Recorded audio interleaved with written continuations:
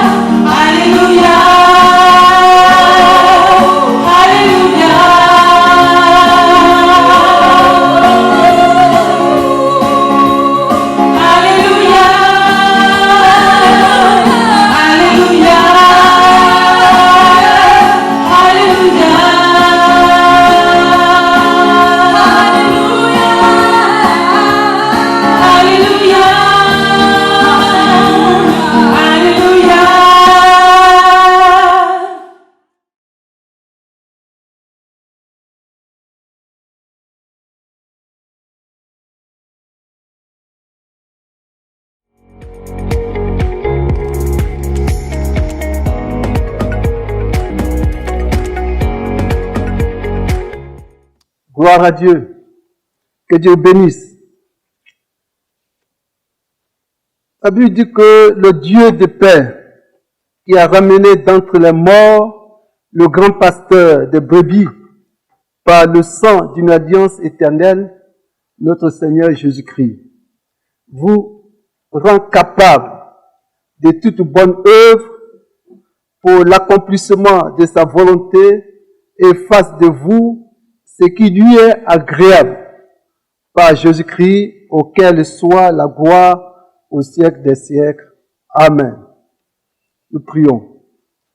Te remercions pour ce moment que tu nous donnes pour fortifier ton Église, pour fortifier chaque personne, pour fortifier ceux qui ont besoin de toi. Et je crois que par ce temps, tout un chacun a besoin de toi. Seigneur, agis dans le cœur, ouvre le cœur au nom de Jésus-Christ, afin que la paix que tu as promulguée sur la terre puisse entrer dans le cœur de tout un chacun. Sois béni pour ce moment au nom de Jésus-Christ. Amen. Je vais revenir sur ce que nous avons vu d'abord concernant la louange. Et j'insisterai que la louange, c'est le vêtement que nous devons nous revêtir, le vêtement de gloire. C'est par lequel que Dieu nous recevra au ciel. La louange est très importante au niveau du chrétien. Et je le répète et je le répéterai chaque fois que j'interviendrai devant vous. Que Dieu vous bénisse. Aujourd'hui, nous allons voir le psaume numéro 123, qui fait partie des psaumes des degrés. Nous le lisons. Il dit, je lève mes yeux vers toi, qui sièges dans les cieux. Voici comme les yeux des serviteurs sont fixés sur la main de leur maître, et les yeux de la servante sur la main de sa maîtresse. Ainsi, nos yeux se tournent vers toi, vers l'Éternel, notre Dieu, jusqu'à ce qu'il ait pitié de nous. Qu'il ait pitié de nous. Éternel, aie pitié de nous, car nous sommes assez rassasiés de moquerie. Notre âme est assez rassasiée de moquerie des orgueilleux et du mépris des hautains. Que Dieu bénisse ce moment que nous allons passer ensemble devant sa parole. Le psaume numéro 123 fait partie des cantiques de degrés. Et voilà les raisons pour lesquelles ce psaume ont été écrits. Les chercheurs disent que ce psaume a été écrit lorsque les Juifs revenaient des pays étrangers pour aller en Israël, pour les sacrifices, pour les moments d'adoration. Alors ce psaume était chanté sur la route pour fortifier leur foi, était chanté sur la route pour dégager toutes sortes d'ombrages devant eux, pour dégager toutes sortes de peur. Et ce psaume les fortifiait en entrant à Jérusalem. Certains disent, et je crois, ils disent que ce psaume, arrivé à Jérusalem, les samis les chantaient sous forme de procession pour grimper dans le temple de Dieu. Et disait le psaume, le premier numéro, par le premier palier, le premier escalier, il le chantait. Ainsi le deuxième, ainsi le troisième, jusqu'au 15e palier, c'est-à-dire le 15e escalier. Et alors, après avoir arrivé à la 15e escalier, ils entraient dans le temple pour bénir les serviteurs de Dieu. Raison pour laquelle ils l'ont appelé le psaume des degrés. Gloire à Dieu. Le psalmiste, arrivé en Israël, il confesse, il intercède devant Dieu pour le peuple de Dieu. Quand il dit, révèle, il dit, Seigneur, je lève mes yeux vers toi, toi qui sièges dans les cieux. Toi qui sièges dans les cieux. Les Juifs faut le croire qu'ils étaient en terre étrangère, mais en même temps aussi, ils s'occupaient de leurs fonctions. Ils n'avaient pas le temps avec Dieu, dans l'intimité avec Dieu. Ils n'avaient pas le temps de se mettre devant Dieu. Et c'est ce peu de temps devenu lors des fêtes. Et je dis les 3 fêtes, la fête de Pâques, la fête de Pentecôte et la fête de Tabernacle. C'était le petit temps qu'ils avaient pour se mettre devant Dieu. Alors, au travers de ces sommes, ils montrent les difficultés qu'ils avaient dans les pays étrangers, les humiliations, les frustrations qu'ils subissaient dans les lieux de résidence, certainement. Mais à cause aussi de leurs particularités, les Juifs avaient une particularité de vie. Les Juifs, ils avaient une particularité de vie à cause de ce qu'ils avaient appris de Dieu, leurs propriétés, leurs manières de servir le Seigneur. Mais certainement aussi, ils avaient une supériorité par rapport à ceux dans les pays dans lesquels ils vivaient. Ils se sentaient supérieurs à eux.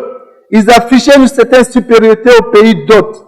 Et alors, il s'est dégagé une sorte de persécution. Les Juifs étaient persécutés dans tout ce qu'ils faisaient. Ils étaient outragés, ainsi de suite. Et le psaume le dit bien. Il dit, aie pitié de nous. Éternel, aie pitié de nous.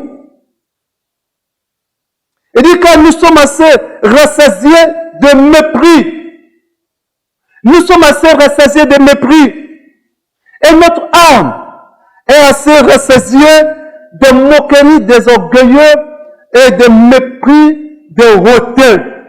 Ils confessent là les difficultés qu'ils ont vécues, qu'ils ont amassées pendant toute une année, et ils viennent déverser ça devant le Seigneur. Aie pitié de nous, et Seigneur, aie pitié de nous, car nous sommes assez rassasiés des moqueries des orgueilleux. C'est très fort parce que premièrement, il a dit être rassasié de moqueries, mais ensuite de mépris. Mais il va dire deuxièmement, nous sommes assez rassasiés de moqueries. Il dit notre âme. Ça c'est très important. Donc les mépris, les moqueries, les frustrations sont entrées dans les âmes. Sont entrées dans les âmes, pour dire dans leur esprit. Il dit des moqueries des orgueilleux, des gens qui ne connaissent pas Dieu, et du mépris des hautains. Donc il exprime une difficulté et ce qu'ils ont vécu pendant tous ces temps. Si je voulais vous proposer un thème, je dirais sois utile dans la maison de Dieu. Sois utile dans la maison de Dieu. Les Juifs n'étaient plus utiles dans la main de Dieu. Ils n'étaient plus utiles dans la main de Dieu. Et c'était l'intercession assez cuisante. Ils s'occupaient de leurs affaires. Vous savez, c'est les hommes d'affaires. C'est les hommes de l'argent. C'est les hommes de richesse. Donc, ils n'avaient plus le temps de s'occuper de Dieu. Et alors, comme ils n'avaient plus le temps de s'occuper de Dieu, l'ennemi a pris la place. Vous savez, c'est nous-mêmes qui faisons en sorte que l'ennemi vienne nous attaquer. Il n'y avait plus la vie de Dieu dans leur vie. Donc l'ennemi a pris la place. Ils ont vu les frustrations, ils ont vu les moqueries. Et il dit notre âme est assez rassasiée des moqueries des pécheurs, pour ainsi dire. Nous sommes rassasiés des moqueries, des orgueilleux, des gens qui ne connaissent pas Dieu, et du mépris des hautains. Ils ne sont pas occupés de Dieu, donc l'ennemi, et Dieu a suscité cela pour qu'ils pensent à Dieu, pour qu'ils voient leur réalité, leur état de vie. Et alors, là, ils ont compris, et ils cherchent ici, dans l'intercession, il dit ici, il dit qu'il voulait maintenant être utile. Certainement être utile, avant de retourner. Et il dit ici, il dit, voici, comme les yeux des serviteurs sont fixés sur la main de leur maître, et les yeux de la servante sur la main de la maîtresse, ainsi nos yeux se tournent vers toi, se tournent vers l'Éternel, notre Dieu. Vous voyez ce qu'ils disent? Ils disent notre Dieu se tourne vers l'Éternel, vers toi, vers l'Éternel, notre Dieu. Donc les yeux n'étaient plus sur Dieu. Ils ne pensaient plus à Dieu. Et ils demandent à ce que Dieu intervienne pour qu'ils retournent le regard vers Dieu, pour qu'ils pensent à Dieu, pour que Dieu puisse les employer. Et ils disent, même, dit Seigneur, Que nos mains soient fixées, que nos yeux soient fixés sur la main de leur maître et les yeux de la servante sur la main de la maîtresse. Ah, ils ont compris. Et s'ils demandent une fonction, non. Mais aussi une fonction qui va leur demander du temps. Il dit les yeux fixés sur la main des maîtres. C'est comme il donne une image au niveau des grands, des rois. Pour servir aux tables des rois, il fallait avoir une formation spéciale. Et cette formation faisait en sorte que vous devez interpréter les gestes des mains du roi ou les gestes du main de la maîtresse. Elle n'a pas besoin de parler à sa servante. C'était humiliant pour eux. Donc il fallait que la servante ou le serviteur interprète ce que le roi voulait. Et si je veux dire qu'il voulait servir aux tables et demande que Seigneur, nous soyons à ta table, que nous te servions. Il ne demande pas autre chose, mais il voulait que Dieu les consacre à sa table. Servir à Dieu, servir au Dieu vivant, être à son service. Il y a longtemps, ils ont laissé Dieu et ils ont compris que s'ils ne se tournent pas vers Dieu, c'est vrai qu'ils ont l'argent, mais leur cœur ne sera pas tranquille. Ils sont toujours dans les tourments et dans les inquiétudes. L'argent les a occupés et n'avaient plus la place pour Dieu. Et la place qu'ils demandent, je reviens là-dessus, c'est très important. Servir à Dieu aux tables, c'est très important. Servir auprès de Dieu. Être auprès de Dieu aux tables. Comme je dirais, comme les échansons. Celui qui versait le vin dans la coupe du roi. Comme le panetier, celui qui donnait le pain au roi. Donc il demande une fonction d'intimité. Frère, n'est-ce pas toi, n'est-ce pas ce que tu fais avec le Seigneur? Tu as perdu les traces du Seigneur. Ton cœur qui était ferme, tu as laissé au Seigneur et le service t'a occupé. Tu as été occupé par le service, par le travail, par le projet, par le voyage. Comment faire? Tu as beaucoup de projets. Malgré l'argent que tu as, ça ne te suffit pas. Et tu n'as plus la place pour Dieu. C'est vrai que tu as un temps pour te mettre à genoux, mais c'est comme des minutes. À peine 10 minutes, pour certains 5 minutes. J'ai vu mettre d'autres frères sur le travail. C'est dans leur bureau qu'ils ouvrent le petit Nouveau Testament de Gédéon pour lire quelques textes et prier.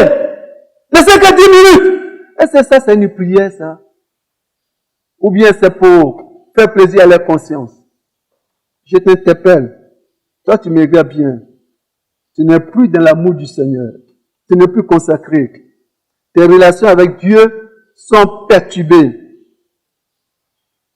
Dans l'assemblée même que tu fréquentes à peine, tu n'as pas le temps, tu as des rendez-vous. Et tu surveilles la fin du culte. Et même pendant que tu es au temple, tu as ton programme, tu consultes ton ordinateur ou bien tu consultes ton portable parce que tu as d'autres rendez-vous. Et si jamais le cul dure, tu vas sortir de là. Parce que tu n'as pas le temps. Et tu penses que tu es chrétien? Non. Non. Non. Tu es dirigé par ton propre programme. À l'église même c'est difficile. Non seulement tu n'as pas de fonction, tu n'as pas une place, mais c'est difficile d'écouter. Et les réunions du soir, non. Tu viens du travail à 21h, même à 22h, et à peine chez toi, à peine que tu te mets à genoux pour prier.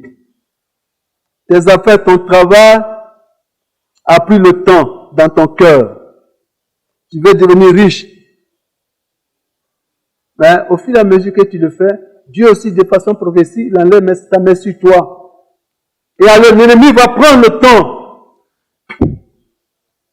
Tu seras rassasié à ton tour aussi de mépris. Tu seras rassasié de mépris. Parce que Dieu, quand Dieu n'est pas là, Satan rentre. Où Dieu n'est pas, Satan rentre. Où Dieu n'est pas, la chair croit. Comme il nous dit dans l'Hébreu, qu'aucun rejeton d'amertume ne produise des rejetons, ne produise la ruine, ne produit les choses. Et très souvent on accuse Satan. Et quelquefois, notre propre cœur, les choses que nous avons délaissées reviennent, prennent vie. Parce que quand on n'entretient pas notre vie là, c'est comme la terre. Quand on n'entretient pas la terre ou le champ, il y a la broussaille. Il en est de même aussi quand notre cœur n'est pas entretenu, il y a la broussaille. Alors, qu'est-ce qui va se faire? Comme Dieu s'est retiré ou bien tu t'es retiré de Dieu, l'entourage va t'écrire à ton tour aussi. Et tu es rassasié de mépris. Assez rassasié de mépris.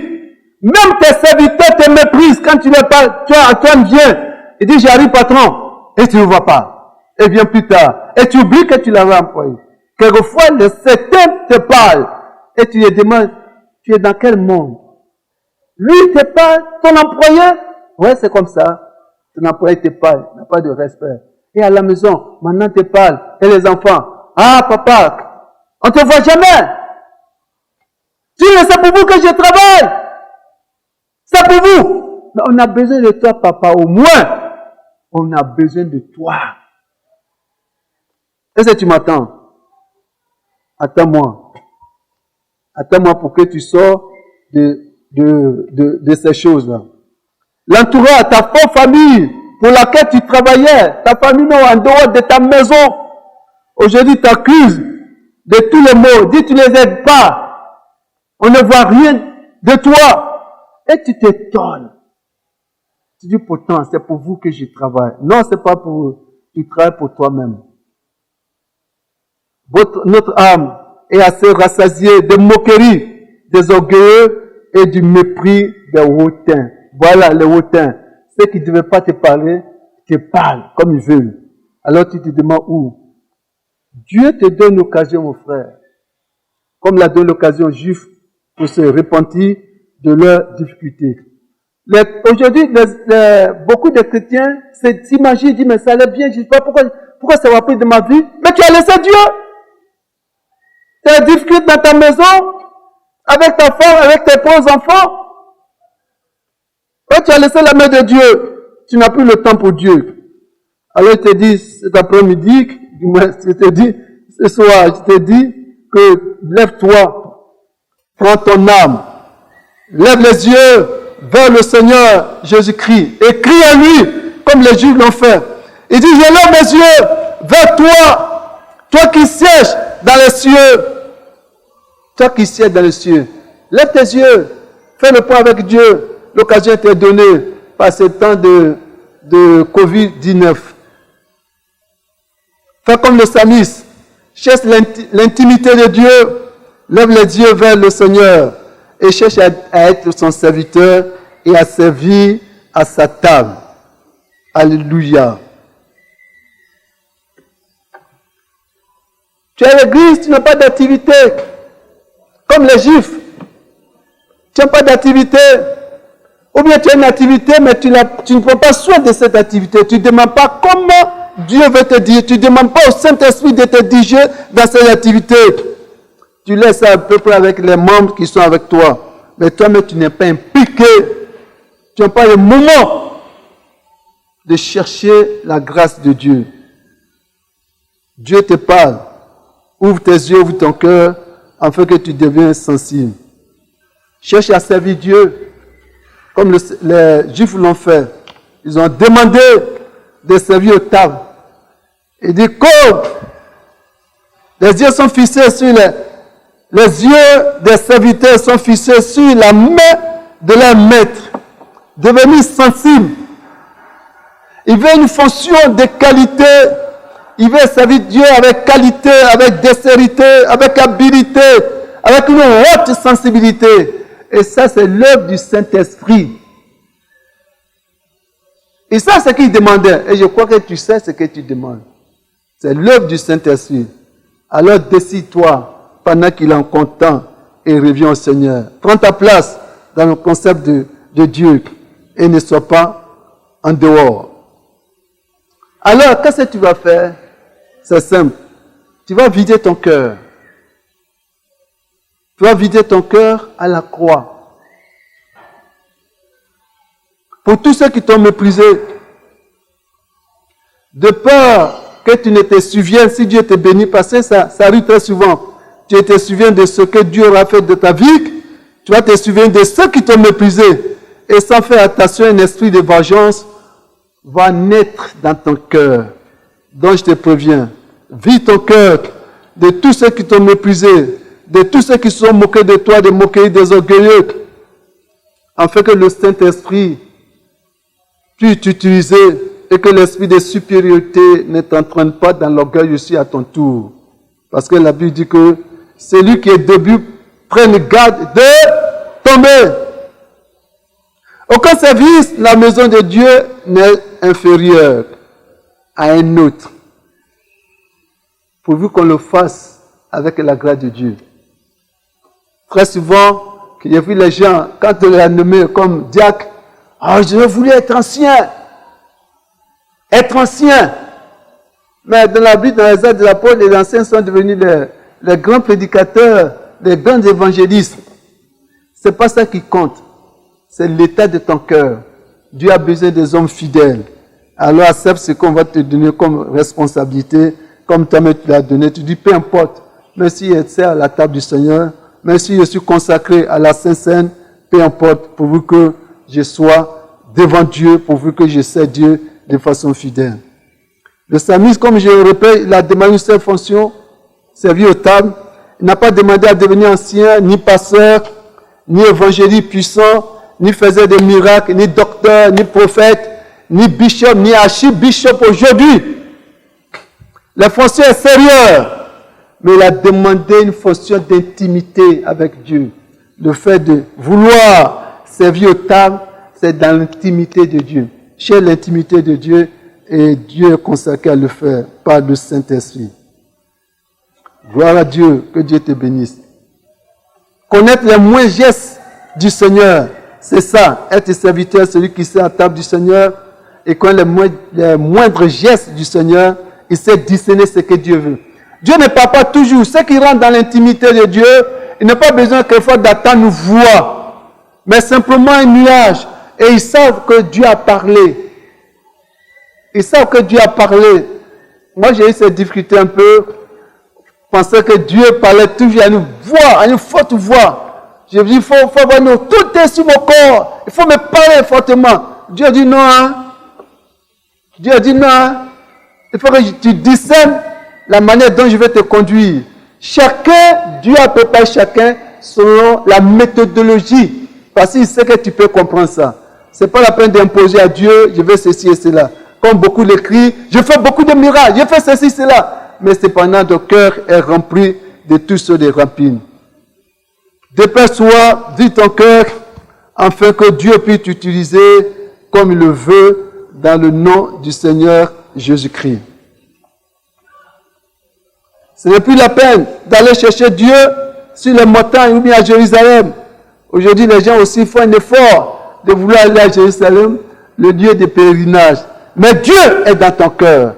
Dieu est dans ta maison. Dieu est dans le lieu secret. Et il te voit. Lève ton cœur vers lui et tu verras que les choses vont changer devant toi. Il est dit dans Romains chapitre 10 et le verset 6 dit ceci. Il dit, mais voici comment parle la justice qui vient de Dieu. Ne dis pas à ton cœur qui montera au ciel. Cet enfer descend Christ.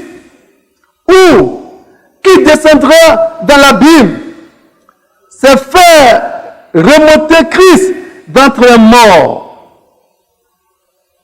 Que dit-elle? Donc, la parole est près de toi. Dans ta bouche, dans ton cœur. Oh, c'est la parole de la foi que nous prêchons. Si tu confesses de ta bouche le Seigneur Jésus Et si tu crois à ton cœur que Dieu l'a ressuscité d'entre les morts, tu seras sauvé. Car c'est en croyant du cœur qu'on parvient à la justice, et c'est en confessant de la bouche qu'on parvient au salut. Selon ce que dit l'Écriture, quiconque croit en lui ne sera point confus. Prends cette parole et mets-toi à genoux et intercède, et tu verras l'amour de Dieu venir en toi. Mais il ne faut pas refléter, c'est pas parce que tu vas voir ces moments, tout est fini. Il faudra se maintenir jusqu'à ce que tu ailles vers lui. Jésus a connu les mêmes choses, et a connu les mêmes difficultés.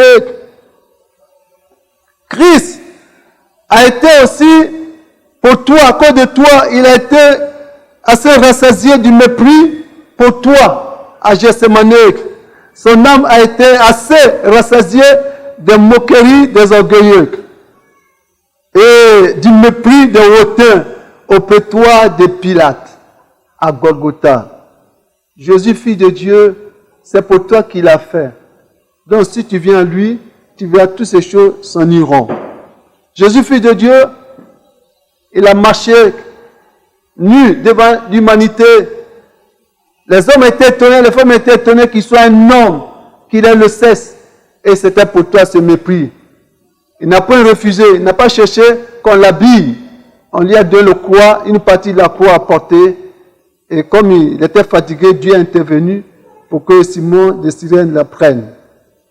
À la Golgotha, on l'a crucifié, on l'a pendu entre le ciel et la terre. C'est pour toi qu'il a fait. On ne retourne plus à ces choses. Mais lève tes yeux vers lui et confesse, prends du courage et tu dis, je ne veux plus revenir dans ces choses qui t'ont fait du mal. C'est pour toi. C'est pour toi.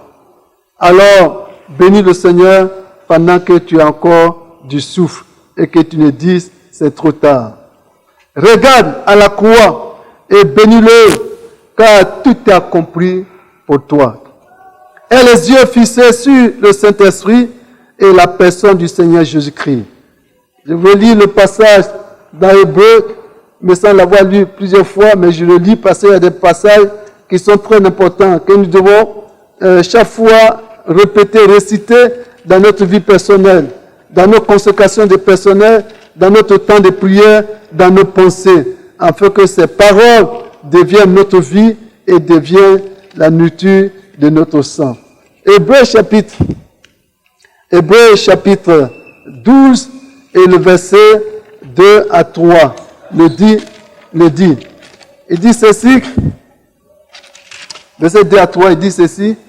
Il dit, ayant les yeux fixés, ayant les regards sur Jésus, le chef est le consommateur de la foi, qui, en vue de la joie qui lui était réservée, a souffert la croix, a méprisé l'ignominie, c'est-à-dire le péché, et s'est assis à la droite du trône de Dieu. Considérez en effet celui qui a supporté contre sa personne une telle opposition de la part des pécheurs, afin que vous ne vous lâchez point l'âme découragée. Prends ces paroles. Chrétien, reviens, par ce temps de Covid, revis ta position. Serviteur, et encore le chapitre dans Philippiens chapitre 2, et ce passage qui est très important pour chrétiens. Les gens pensent qu'après avoir prié, c'est tout. Non! Nous sommes appelés à veiller sur nous. Voilà ce que Philippiens nous dit, chapitre 2, verset 3. Il dit ainsi, mes frères, chapitre 2, verset 12. Il dit ainsi, mes frères, comme vous avez toujours obéi, travaillez à votre salut, avec crainte et tremblement, non seulement comme en ma présence, mais bien plus encore maintenant que je suis absent. Nos chrétiens aujourd'hui, ils ont la crainte des pasteurs, mais ils ne savent pas que Dieu est esprit et il les voit. On doit travailler notre salut. Quand quelque chose arrive, on attend directement des sorciers contre nous.